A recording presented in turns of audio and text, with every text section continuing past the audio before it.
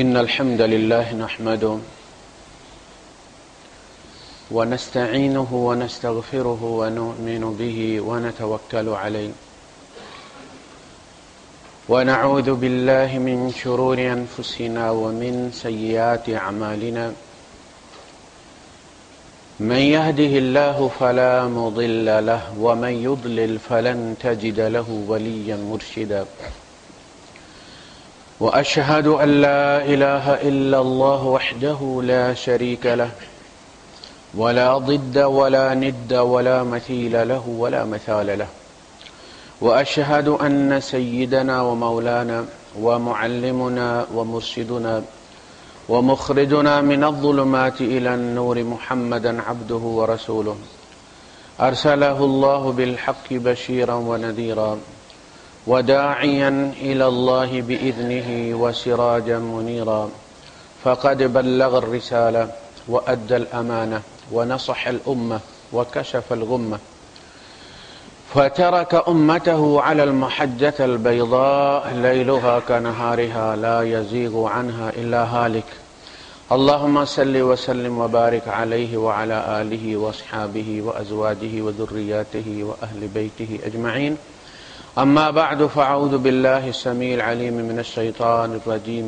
بسم الله الرحمن الرحيم واتقوا يوما لا تجزي نفس عن نفس شيئا ولا يقبل منها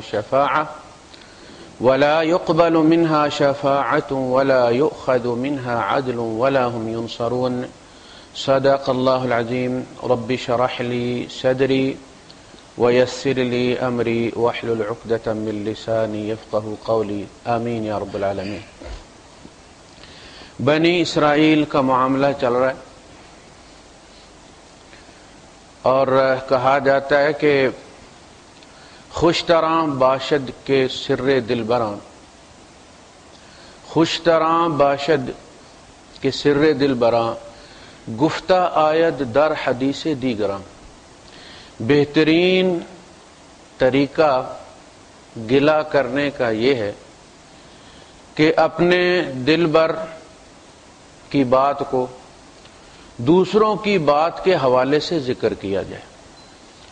گفتہ آیت در حدیث دیگراں، بات دوسروں کی ہو رہی ہو لیکن گلہ اپنے دلبر کا ہو رہا ہو تاکہ بات پہنچ بھی جائے اور بدنامی بھی نہ ہو۔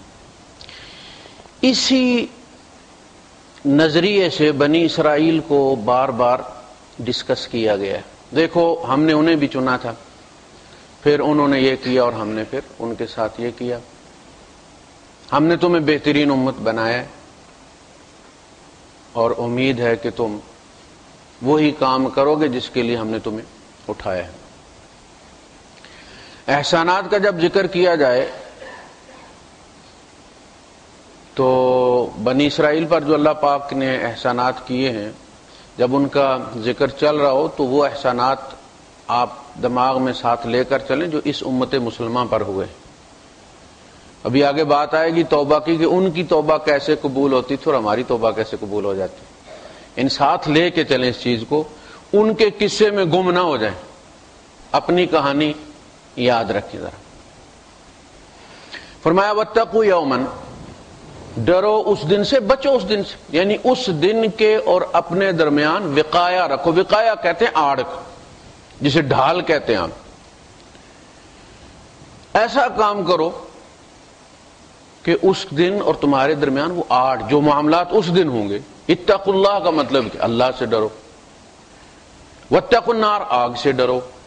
تو ڈرو سے مراد یہ ہے کہ اس کام سے بچو جس سے اللہ کا غضب بھڑکے، اس لیے کہ اللہ کا غضب پھر آگے، جہنم اللہ کا غضب ہے، جنت اللہ کی رحمت ہے۔ تو وہ کام کرو۔ اللہ کے رسول صلی اللہ علیہ وسلم نے فرمایا کہ آگ سے بچو اگرچہ کھجور کی گٹھلی کے عوض، یعنی اس کو معمولی مت سمجھو۔ اگر تمہارے پاس کھجور کی گٹھلی ہے تو اسے دبا دو، ہو سکتا ہے تم مر جاؤ لیکن وہ اگے گی اور پھر اسے انسان اور پرندے کھائیں گے تو تمہیں اجر ملتا رہے گا، اور اللہ بڑا کریم ہے، وہ پھر بڑھا بھی لے گا اس کو۔ تو اس دن سے بچو جب بھی کوئی کام کرو تو وہ دن سامنے رکھ کے کرو کہ اس دن سے مفر کوئی نہیں ہے کہ کوئی سائڈ سے ہو کے نکل جائے. ہوتا ہے نا چیک ہو رہے ہوتے ہیں پاس تو کوئی بندہ سائڈ سے ہو کے بغل سے ہو کے نکل جاتا ہے نظر بچا کے. ایسا نہیں, ایک ایک نے آنا ہے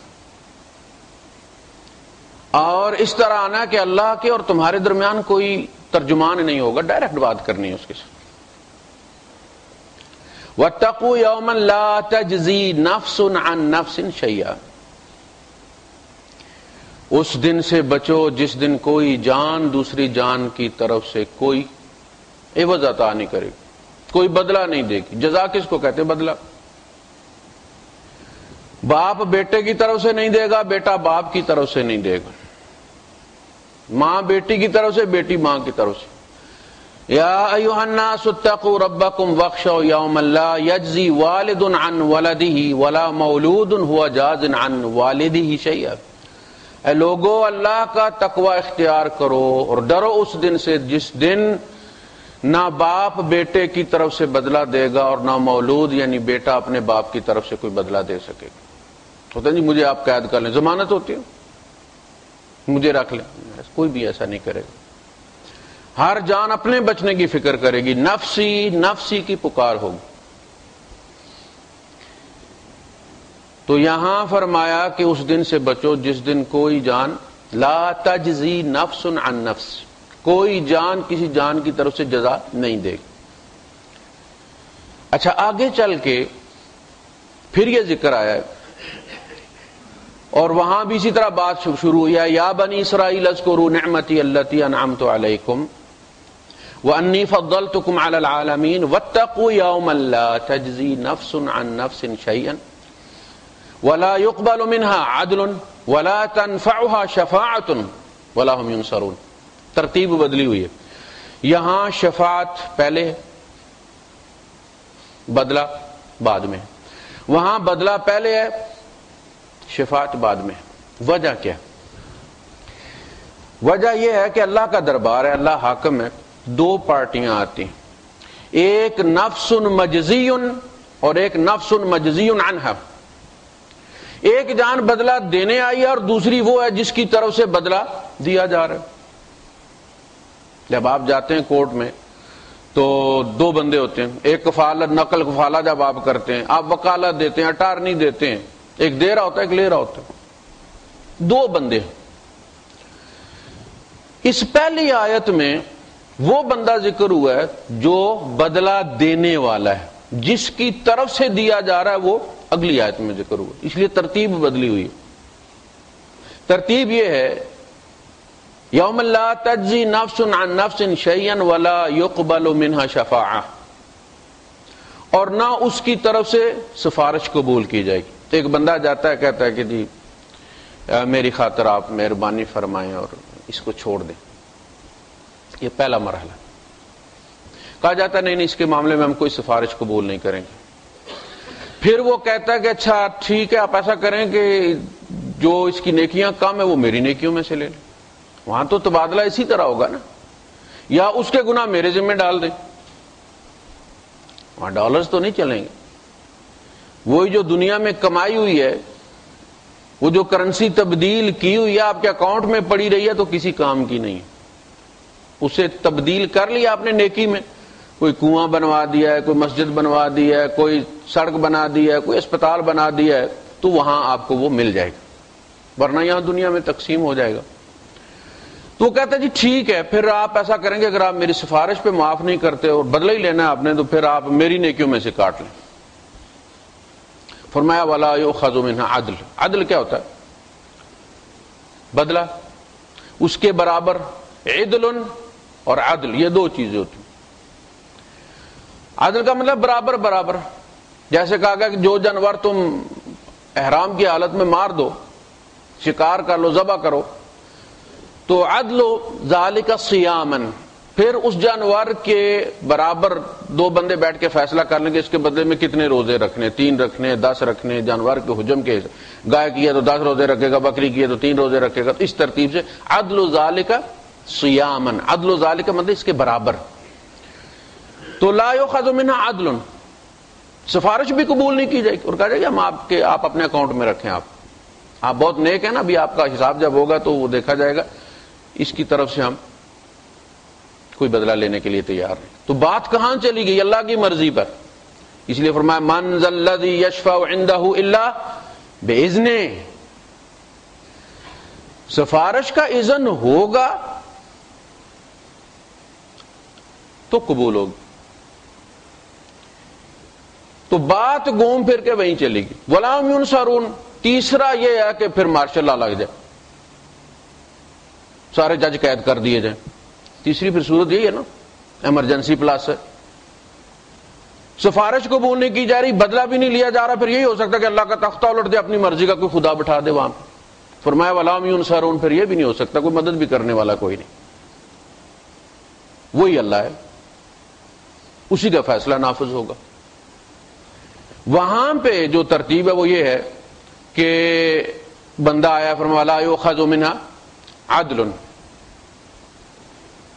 عدل کیا؟ اپنے ہی اعمال دے گا نا، کہ یہ والے ادھر کر لیں جی، ادھر والے ادھر کر لیں، کیا یہ بھی نہیں ہوگا؟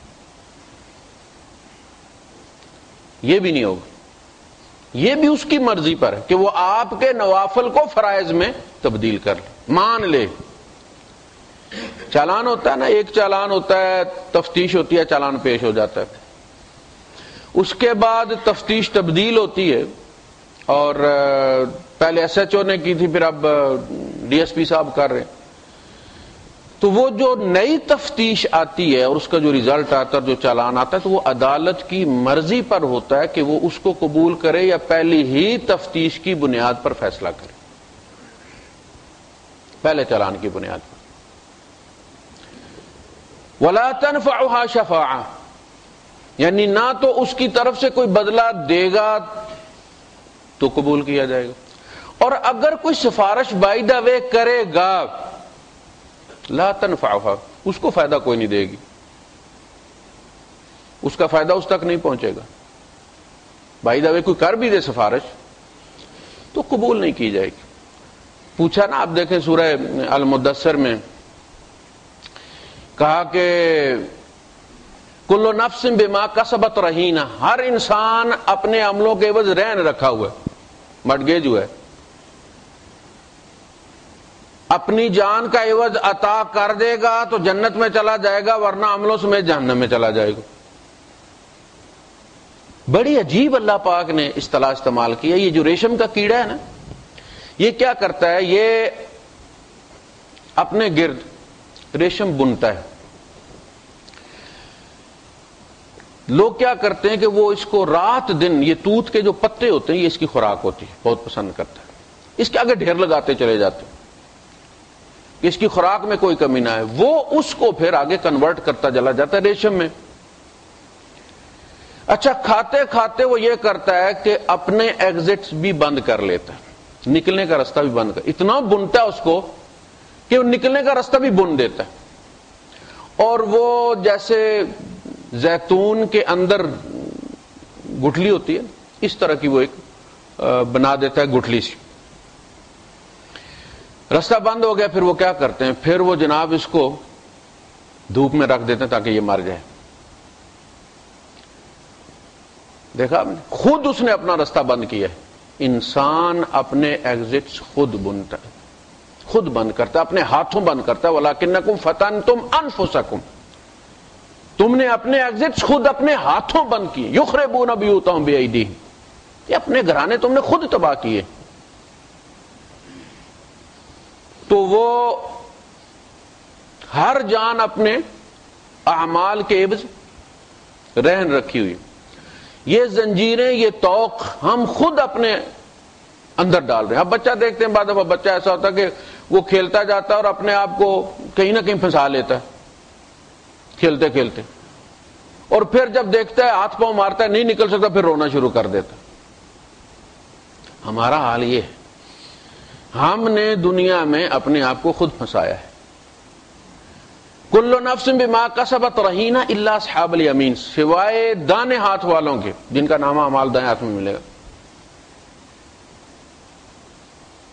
وہ جو ہے فی جنات یتساءلون، وہ جنت میں بیٹھے ہوئے پوچھ رہے ہوں گے، سوال کر رہے ہوں گے، عن المجرمین، مجرموں سے۔ ابھی دیکھیے یہ جنت میں ایک سہولت ہے کہ جو آپ چاہیں گے وہ ہو جائے گا، سوچیں گے ہو جائے گا۔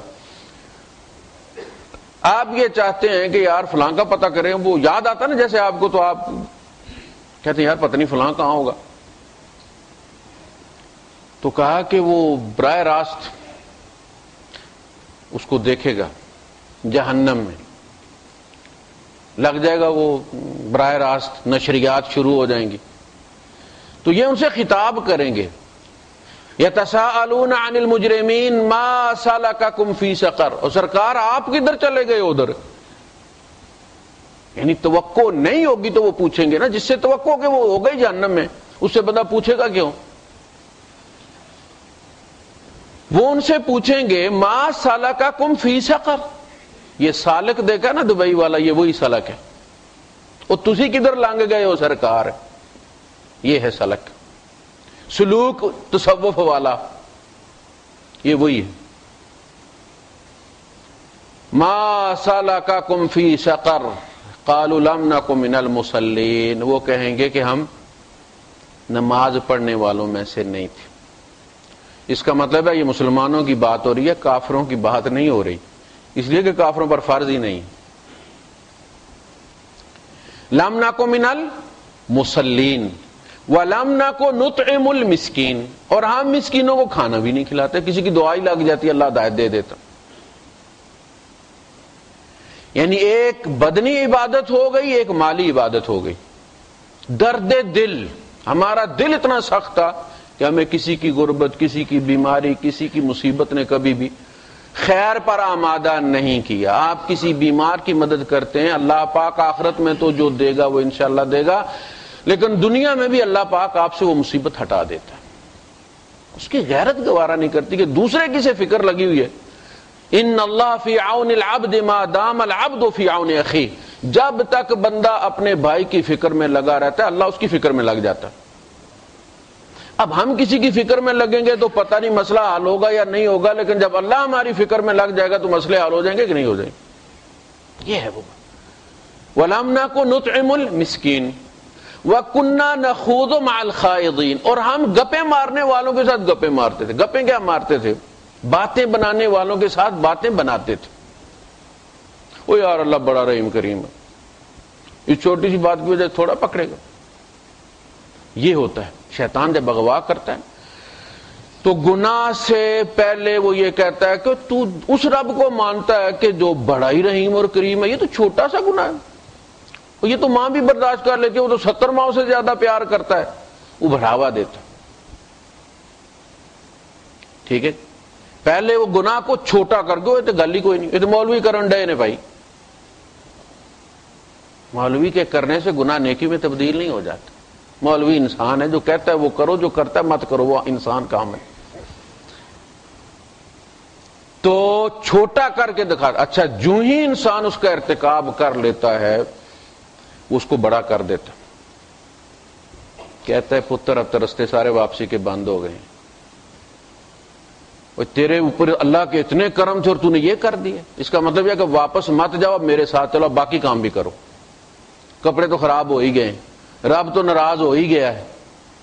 اچھا اللہ پاک گناہ سے پہلے ڈراتا ہے، اوے مت کرو، اوے بچو شیطان کی بات مت مانو، دیکھو کہیں شیطان تمہیں اسی طرح نہ پھسلا دے جس طرح تمہارے باپ اور ماں کو پھسلایا تھا اور جنت سے نکلوا دیا تھا، بچو اس سے، اس کے نقشے قدم پر مت چلو۔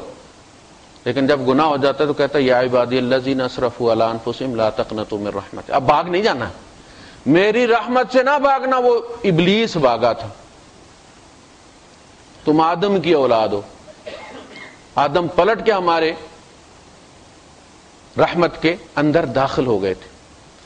تو یہ بالکل الٹ ہے، شیطان پہلے معمولی کر کے دکھاتا ہے، پھر اس کو بڑا کر دیتا اور ڈراتا ہے تاکہ پھر انسان پلٹ کر اللہ کے گھر نہ جائے۔ اور اللہ پاک پہلے ڈراتا ہے، لیکن ہاں ماں باپ کہہ رہے بیٹا اس کو مت چھیڑو لگ جائے گی، اس ہتھوڑی کو مت چھیڑو، چھری کو مت چھیڑو، لیکن وہ بچہ ہے نا، وہ اس کو ایزی لیتا ہے، ہو جاتا ہے ہاتھ کٹ گیا، خون بہنا شروع ہوگا، اس نے چیخ ماری، ماں دوڑی باپ دوڑا، تو اس کے بعد کیا ہوتا ہے؟ اس کو لٹکا دیتے ہیں، اس کو پکڑتے ہیں، اٹھاتے ہیں، گاڑی میں ڈالتے ہیں، اسپتال لے جاتے ہیں۔ وہ سارا وہ جو تھا وہ سلسلہ وہ اس سے پہلے تھا، لیکن جب وہ زخمی ہو گیا ہے تو وہ سارے سلسلے چلے گئے، فکر اس کی ہے کہ یہ ٹھیک ہو جائے۔ اللہ پاک بھی ڈراتا ہے مت کرو، باز آ جاؤ، لیکن جب ہو جاتا تو رحمت سے مایوس نہیں کرتا، کہتا میں نے دروازہ کھولا ہے، توبہ کر لو۔ کنا نخوض مع الخائضین وکنا نکذب بیوم الدین، اور ہم یوم الدین کی تکذیب کیا کرتے تھے۔ تکذیب کا مطلب کیا ہے؟ ایک ہوتا ہے قولاً اور ایک ہوتا ہے عملاً تکذیب۔ اپنی باڈی لینگویج سے یہ ثابت کرنا کہ نہیں کچھ بھی نہیں ہوگا بس۔ آخرت کا جو معاملہ ہے، جو کنسپٹ ہے، اس کو کہیں بھی اگر غلط کر دیا جائے تو سارے اعمال غلط ہو جاتے، بندے کا کریکٹر تباہ ہو کے رہ جاتا۔ بچے کو جب یہ پتا ہو کہ میرا باپ جو ہے اس کی سلام دعا ہے پرنسپل صاحب کے ساتھ تو وہ مجھے پاس کروا دے گا، اور باپ بھی تسلی دے دے گا پتر کوئی گل نہیں اپنا یار ہے پرنسپل، تو اس کے بعد اس کو پڑھنے کی کیا ضرورت ہے؟ پھر جا کے کھیلے گا وہ۔ لیکن جب اسے پتا ہو کہ نہیں میں نے دوسروں کے ساتھ امتحان دینا ہے، اور پھر اگر اس میں کوئی کمی بیشی ہے تو ری ٹیسٹ کے لیے درخواست دی جا سکتی ہے۔ لیکن بندہ ٹیسٹ میں بیٹھا ہی نہیں، بیٹھا تو صاف پیپر دے آئے۔ یہ وہ چیز ہے کہ یا فاطمہ تو بنت محمد انقذی نفسک من النار، اے فاطمہ محمد صلی اللہ علیہ وسلم کی لخت جگر، اپنی جان کو خود آگ سے بچاؤ۔ انی لا املک لک من اللہ شیئا، میں اللہ کے یہاں تیرے کسی کام نہیں آؤں گا، میں تو پبلک پروسیکیوٹر ہوں گا، میں تو مقدمے چلواؤں گا سب پر، وہاں کوئی رشتہ داری نہیں ہوگی۔ فَإِذَا نُفِخَ فِي الصُّورِ فَلَا أَنْسَابَ بَيْنَهُمْ، جس دن سور میں پھونکا جائے گا کوئی نسب کا رشتہ باقی نہیں رہے گا، تم سب مٹی میں سے نکلو گے، قبر کے پیٹ میں سے نکلو گے، ماں کے پیٹ میں سے نہیں، ختم۔ تم کیا ہو بس؟ جس دن ہر جان اپنی جان کی طرف سے لڑ رہی ہوگی، یوم تجادل نفس عن نفسہا، ہر جی صرف اپنی فکر میں لگا ہوگا، دوسرے کی طرف سے کوئی نہیں جھگڑے گا۔ یا صفیہ عمت محمد صلی اللہ علیہ وسلم، اے صفیہ محمد کی پھوپھی، انقذی نفسی کی من النار فانی لا املک لک من اللہ شیئا، یہ جب اللہ نے فرمایا وانذر عشیرتک الاقربین، اے نبی جا کر اپنے قریبی رشتہ داروں کو ڈراؤ، تو حضور نے ایک ایک دروازہ بجا کے ایک ایک رشتہ دار کو جا کے کہا کہ اپنی فکر کرو، اس میں مت رہنا کہ محمد مجھے پار لنگا دیں گے۔ تو وہ وہاں ان سے سوال کریں گے اور وہ یہ اس کا جواب دیں گے۔ ولا تنفعها شفاعہ، اس کو پھر شفاعت، یعنی شفاعت اسی طرح ان کے بارے میں جب اینڈ ہوا تو فرمایا کہ وَكُنَّا نُكَذِّبُ بِيَوْمِ الدِّينِ حَتَّى أَتَانَا الْيَقِينُ، یہاں تک کہ ہمیں موت آ گئی۔ موت اصل میں یقین کا دوسرا نام ہے، جب تک آتی نہیں شک رہتا بندے کو پتہ نہیں مرنا ہے نہیں مرنا، کب مرنا ہے، لیکن جب آ جاتی ہے تو پھر تو مرنا ہی ہے۔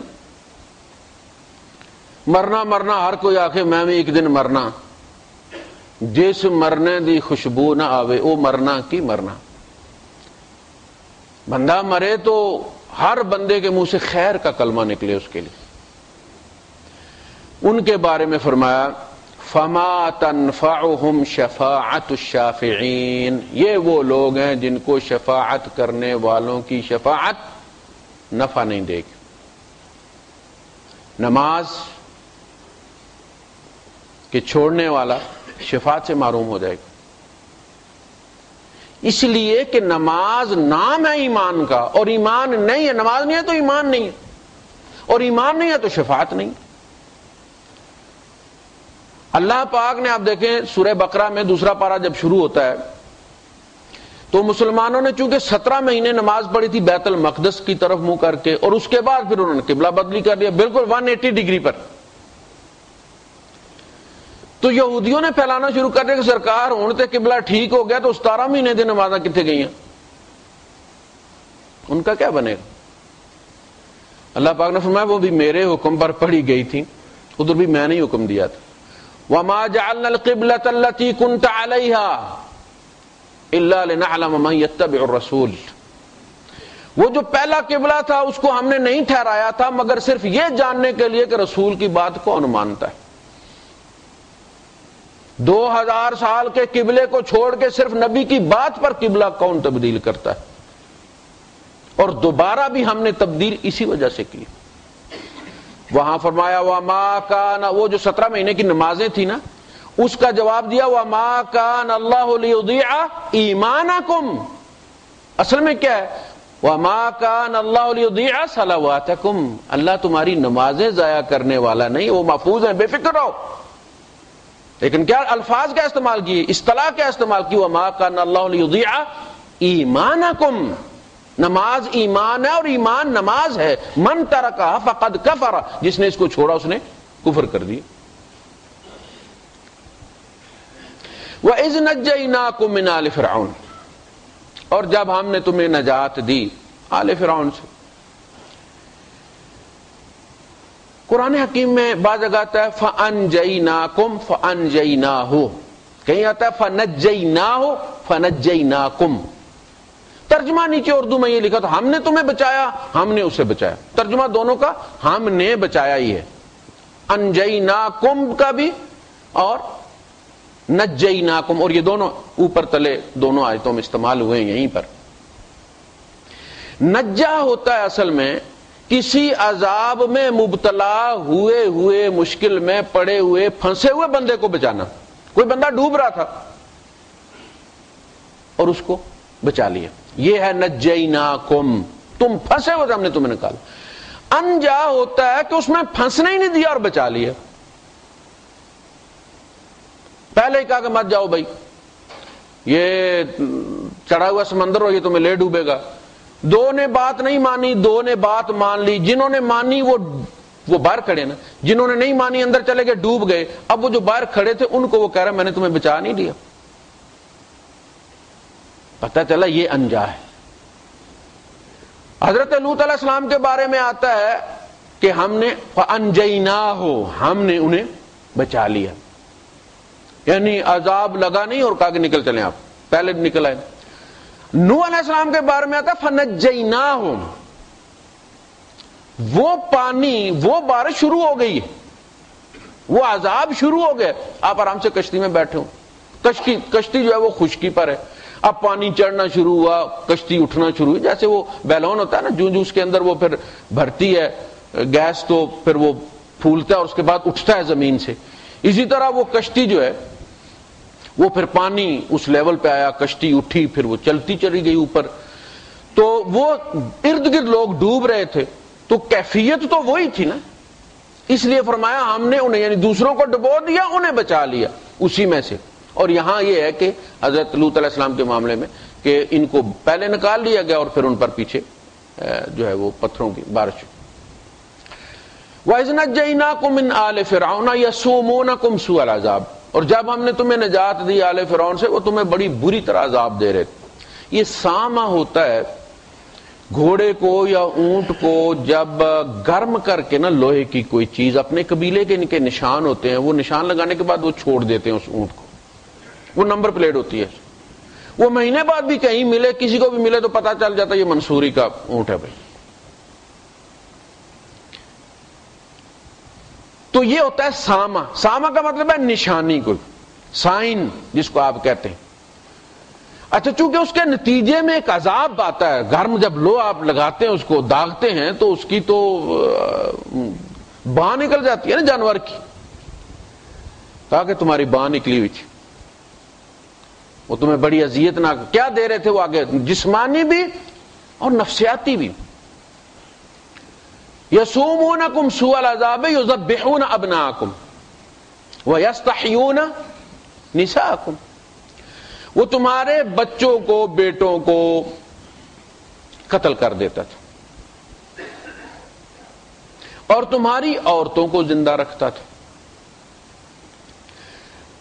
اچھا، یذبحون ابناءکم ویستحیون بناتکم ہونا چاہیے تھا نا. ابن کے جو اپوزٹ ہے وہ بنت ہے، نساء تو نہیں ہے۔ کیوں کہا نساء؟ اس لیے کہ جس مقصد کے لیے وہ زندہ رکھتا تھا وہ اسی وقت پورا ہوتا تھا جب وہ نساء بنتی تھی۔ بنت کہہ دیتا نا، تو ہو سکتا یہ ہو کہ جو وہ بیٹیوں کی طرح انہیں رکھنے کے لیے وہ ان کو اپنی بیٹی بنا لیتا تھا۔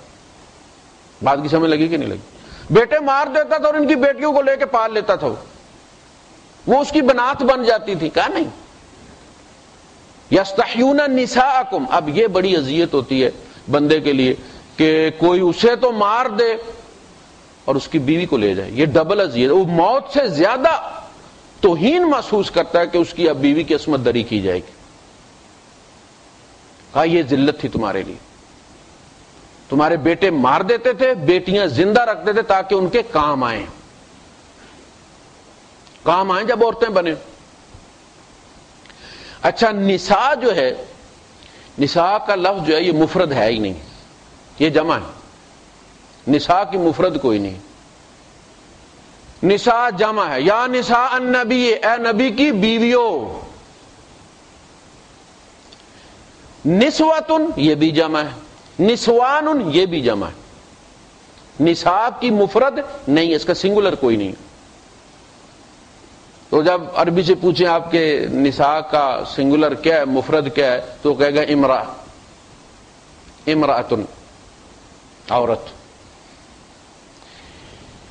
خیر، یہ عذاب کی کیفیت تھی۔ پھر اسے بتایا گیا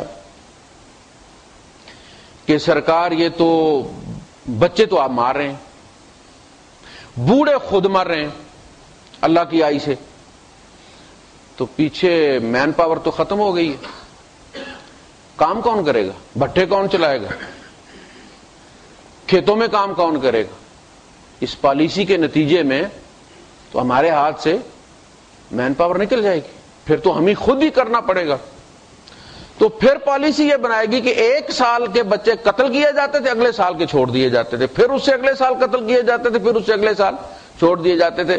ہارون علیہ السلام جس سال پیدا ہوئے اس سال چھٹی تھی، موسیٰ علیہ السلام جس سال پیدا اس دن، اس سال ذبح کا قانون تھا۔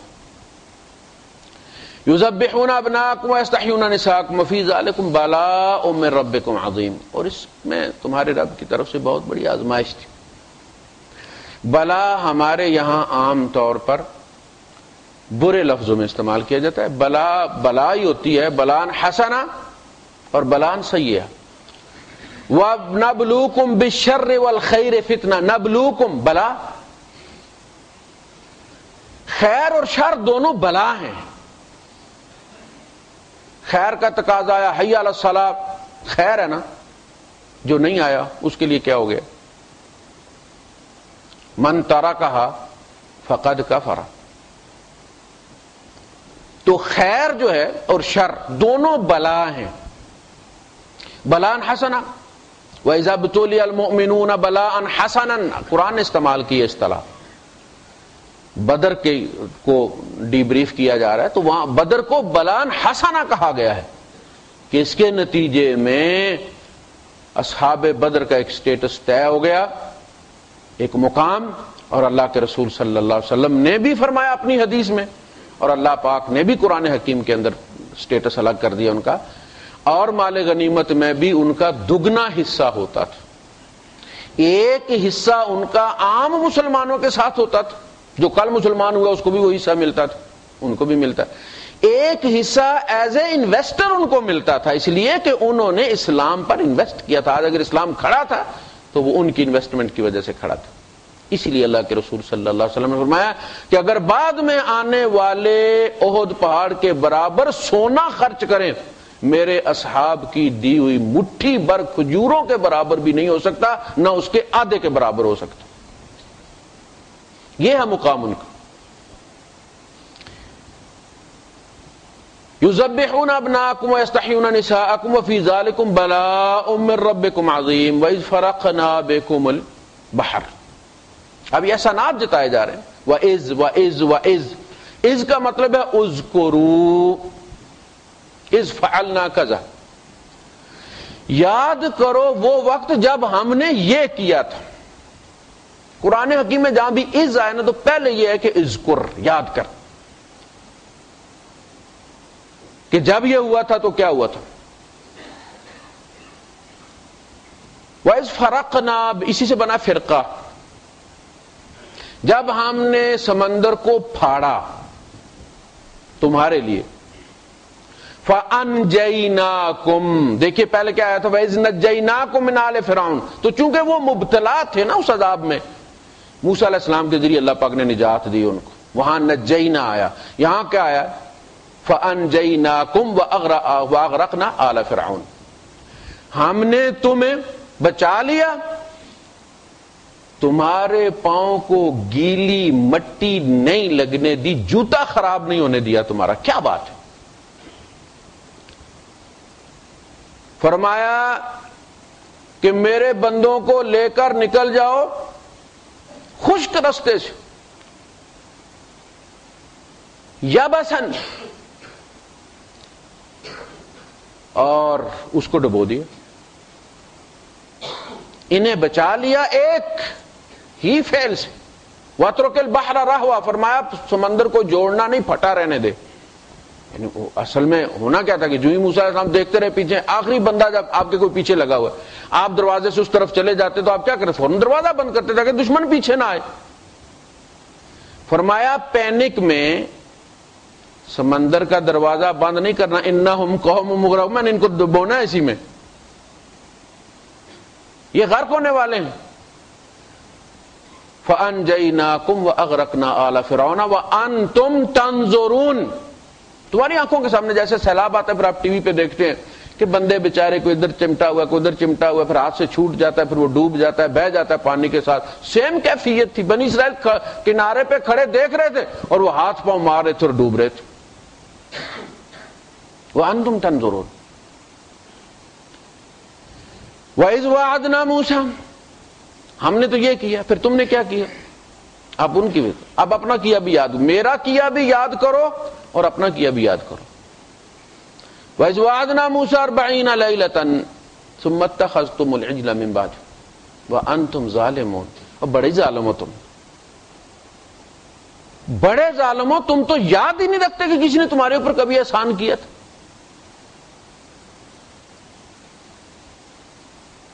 تم نے رستہ پار کیا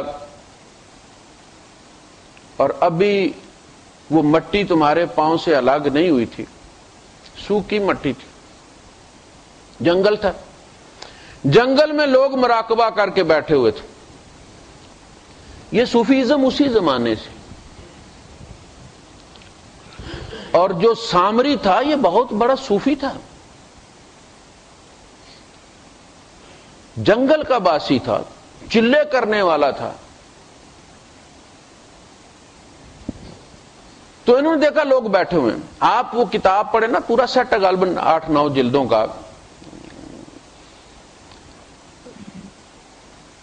تاریخ دعوت و عزیمت، غالباً منظور احمد نعمانی صاحب کی ہے. اس میں وہ پورا انہوں نے، جب وہ ہندوستان کو انہوں نے ٹچ کیا ہے تو پھر انہوں نے بتایا یہاں کہ ایک جگہ مسلمان بیٹھا ہوتا تھا چلا کر، 2-4 درخت چھوڑ کے اس طرف ہندو سادھو بیٹھا ہوا تھا. پھر وہ آپس میں جب وقفہ ہوتا تھا اپنا اپنا مراقبہ چھوڑتے تھے وہ، تو وہ دھیان اس کو کہتے تھے، ہم اس کو مراقبہ کہتے. دھیان ہندی کا لفظ، مراقبہ عربی کا لفظ. تو پھر وہ اپنے تجربے جو ہے وہ ڈسکس کیا کرتے تھے. جیسے پریکٹس کر کے ٹنڈولکر اور سعید انور بیٹھے ہیں تو پھر وہ ڈسکس کریں کہ فلاں بال پہ اور فلاں شاٹ پہ، پھر اس پہ تو وہ تجربے کرتے تھے کہ پھر کیا تم نے، اتنے گھنٹے کے بعد تمہارے ساتھ کیا ہوا، پھر تمہارے ساتھ کیا ہوا. تو یہ سیم ہے، اس کی کوئی مسئلہ نہیں. تو انہوں نے دیکھا کہ بندے بیٹھے ہوئے اور آگے کوئی نشانی رکھ کے کنسنٹریشن کی. مراقبہ جب کیا جاتا ہے تصور شیخ ہوتا ہے. ہم مٹی کا نہیں بناتے، ہم زندہ کو پوجتے ہیں. تصور شیخ ہوتا ہے، اس کو رکھ کے پھر اس پہ نظر ٹکا لی جاتی ہے اور سارے کے سارے لطیفے جو ہے اس پہ کنسنٹریٹ کیے جاتے. فوکس ادھر سے بھی لائٹ, ادھر سے بھی لائٹ, ادھر سے بھی لائٹ, ادھر سے بھی لائٹ شیخ پہ لگی ہوئی ہے, اور پھر ان کے سب کے نتیجے میں جو شعلہ پیدا ہوتا ہے پھر وہ بھڑکتا ہے. خیر انہوں نے کہا کہ یا موسیٰ اجعل لنا الہا کما لہم آلہہ, موسیٰ ہم مراقبہ کیسے کریں گے, ان کے تو خدا سامنے ہیں, ان کے خدا تو سامنے, ہمارا تو نظر ہی کوئی نہیں آتا.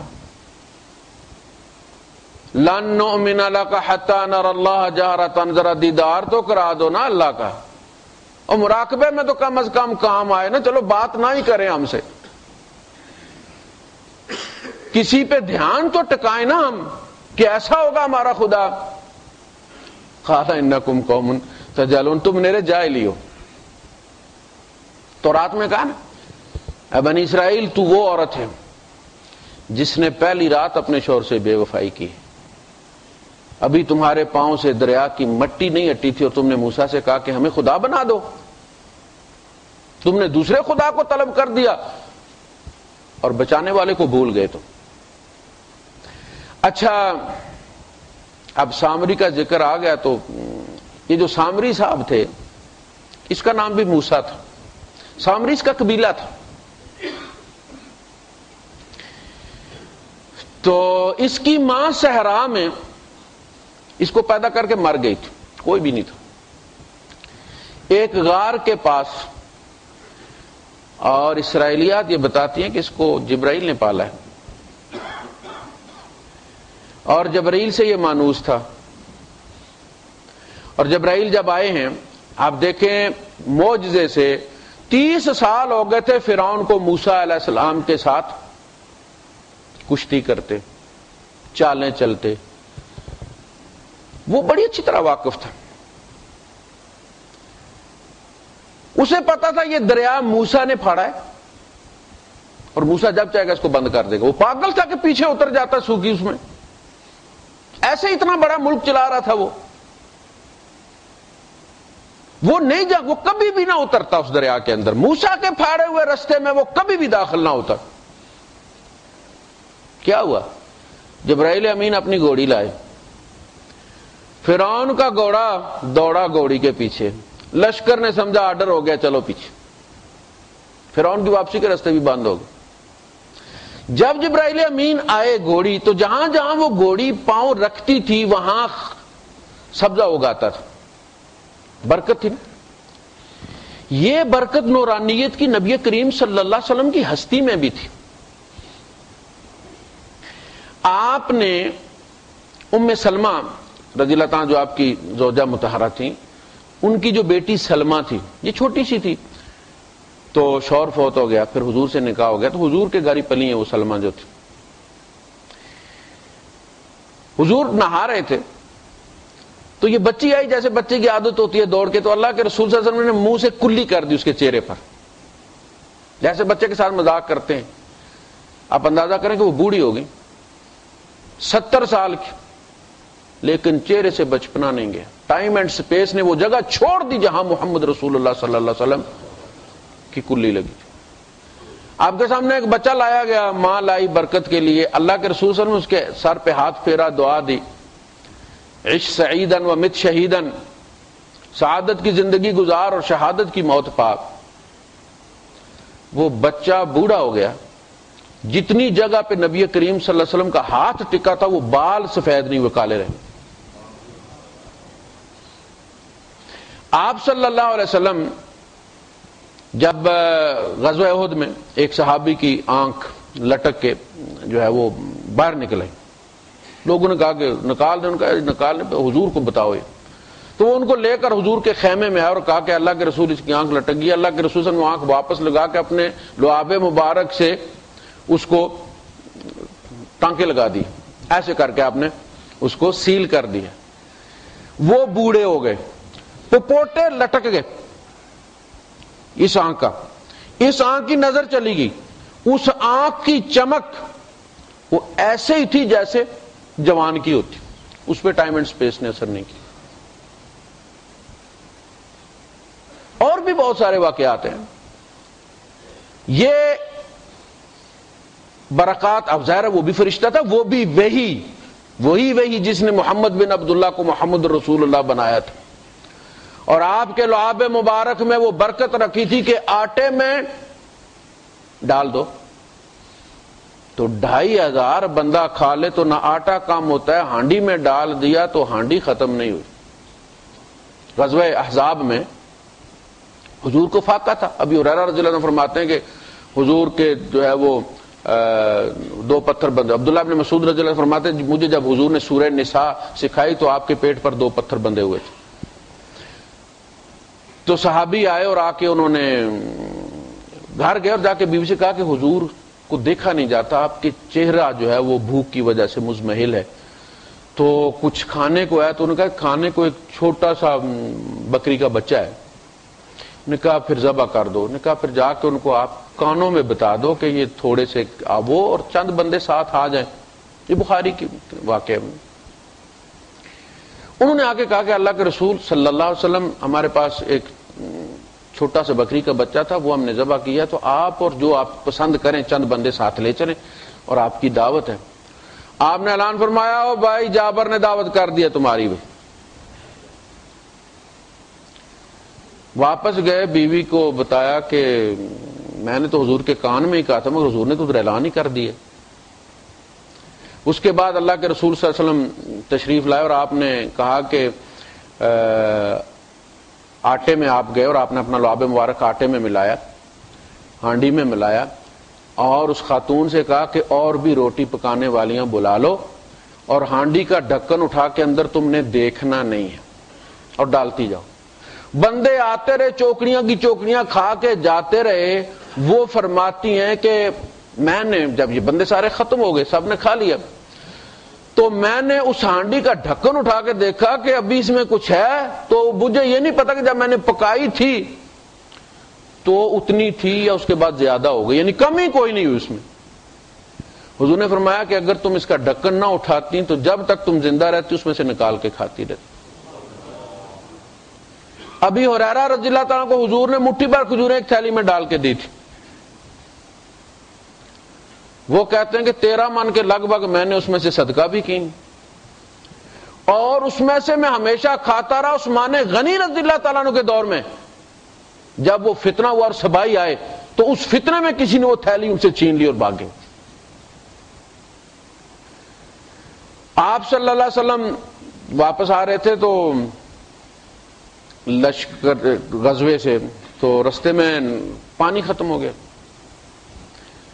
کہا بھائی اس کنویں میں دیکھو پانی، جی پانی کنویں میں تو کوئی نہیں، تارے کی طرح نیچے نظر آ رہا ہے، اور ہمارے پاس اتنے لمبے وہ رسے کوئی نہیں ہے کہ وہاں تک ڈول پہنچے۔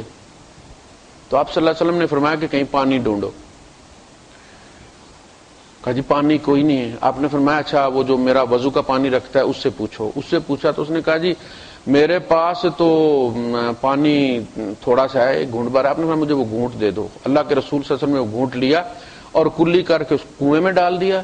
وہ کنواں ابلنا شروع ہوا، پانی قریب آیا، لوگوں نے بغیر رسی کے برتنوں سے بھرا، اونٹوں کو پلایا، سٹاک کیا۔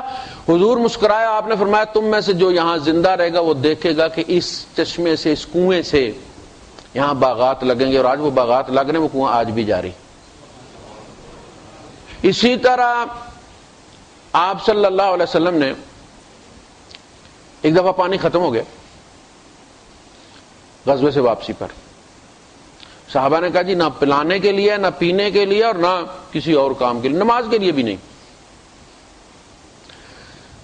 حضور کا جو پانی رکھنے والا تھا اسے بلایا گیا، انہوں نے کہا اللہ کے رسول پانی مشک میں اتنا ہے کہ میں نے اگر اس کو الٹایا نا تو مجھے لگتا یہ ہے کہ منہ تک پہنچتے پہنچتے مشک پی جائے گی اس کو۔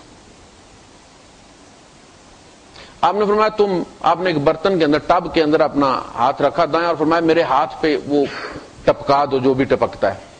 وہ الٹائی گئی اور وہ پانی ٹپکا اللہ کے رسول صلی اللہ علیہ وسلم کے دستے مبارک پر، اور پھر اس میں اتنی برکت ہوئی کہ ان انگلیوں سے پانی اس طرح پریشر سے نکل رہا تھا کہ ٹب کے اندر وہ سائیکلون بنا ہوا تھا۔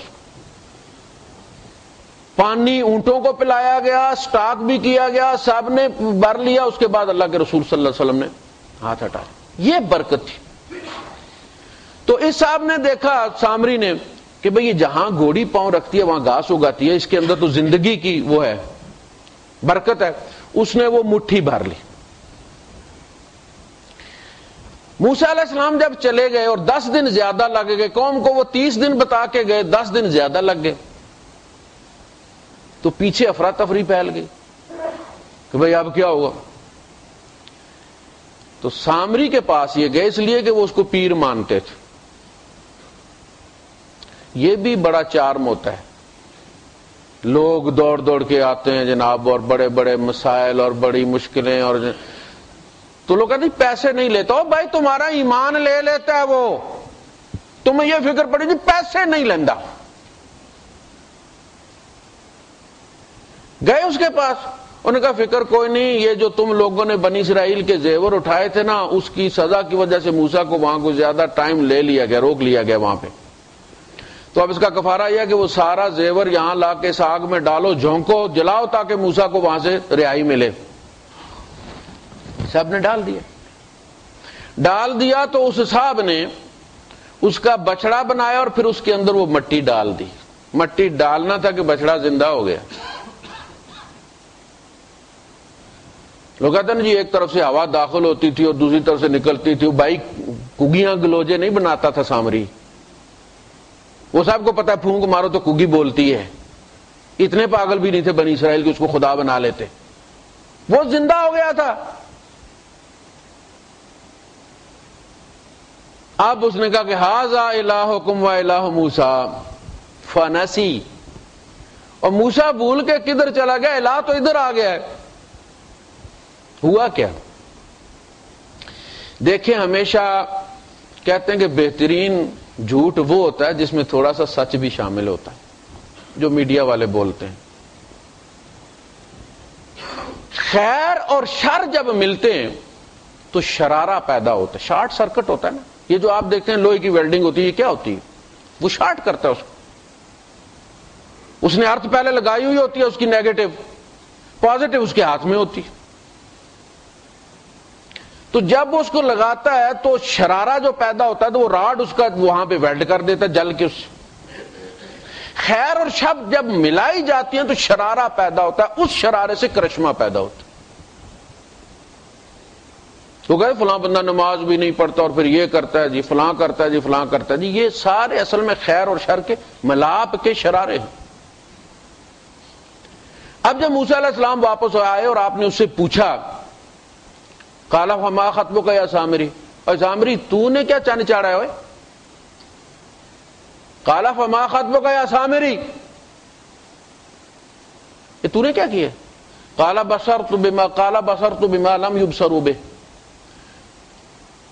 میں نے وہ دیکھا جو ان کو نہیں دکھایا گیا. یعنی میں نے وہ دیکھا جو بنی اسرائیل نہیں دیکھ رہے تھے. اس نے جبرائیل کو دیکھا، باقی نہیں دیکھ رہے تھے. اور میں کہا چونکہ وہ یوز ٹو تھا، جبرائیل امین کو دیکھتا رہتا تھا، لہذا وہ دیکھ لیا اس نے.